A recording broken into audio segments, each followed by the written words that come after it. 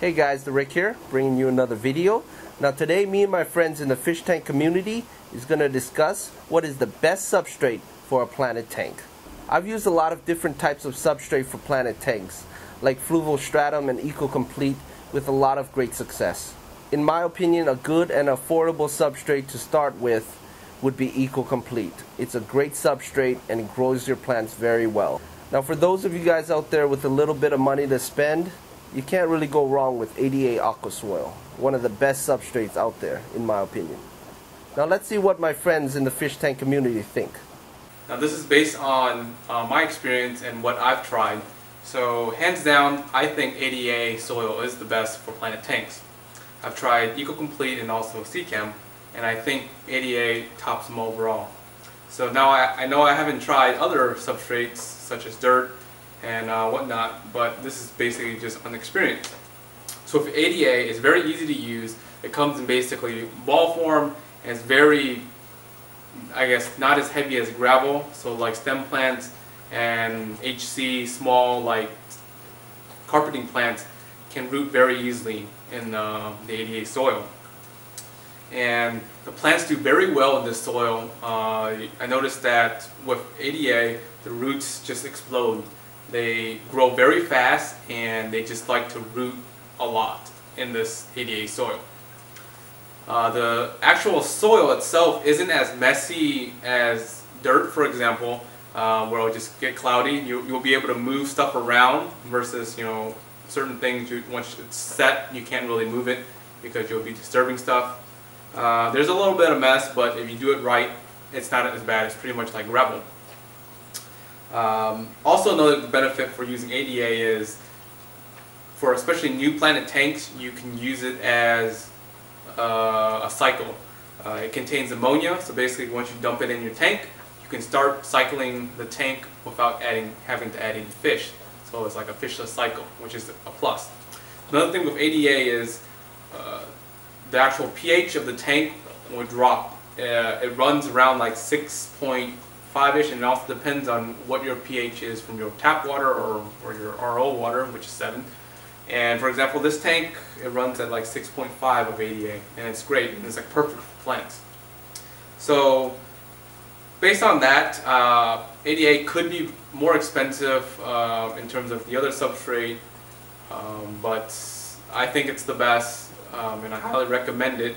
A backup to that would be Eco-Complete. It works just fine, but it's a little bit more gravel-like, and it's a little bit more heavy, and I've noticed that it does deplete over a couple years. Best substrate in my opinion. Well, I don't think I have a best substrate in my opinion due to I use dirt, because it makes the plants grow much better over substrate. Plus, substrate will clog up over time. Another reason why I add dirt. Plus, what do you have in nature? Dirt. You don't have substrate.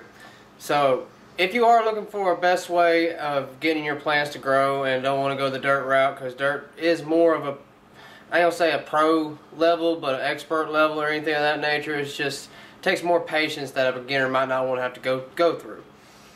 So the best way I would recommend, and like I said, I got my 2 shrimp tanks just being gravel and dirt only, and my 55 behind me is being a substrate dirt tank. And I got the fluorite from Seachem, the red shade color, in my 55 just to cap my dirt. So being on the lines of that, yes, substrate does help out with that particular reason of making your plants grow, but compared to dirt, it grows much better, your plants. So if you want to do it that way, just get yourself a good substrate. I've seen good results with a lot of them doing the Aqua Soil and Eco-Complete. I've seen good results with all of them. So if that's the way you choose to go, is using just substrate, that's a good way, and dirt is the better way, just in my opinion over here at the Slim Tim channel. It's the best substrate for a planted tank. Now I use ADA Amazonia exclusively in all my aquariums. Now for the plant's sake, it's nutrient rich, it has the minerals, it provides those heavy root feeders, exactly what they're looking for to feed them and help them and promote them to grow.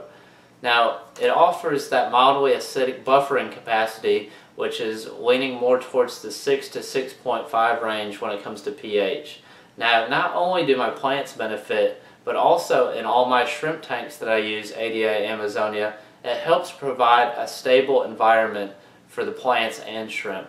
Now, I can count on that substrate to keep that pH nice and acidic to that 6 to 6.5 range for over a year's time, and I don't have to worry about it fluctuating back and forth.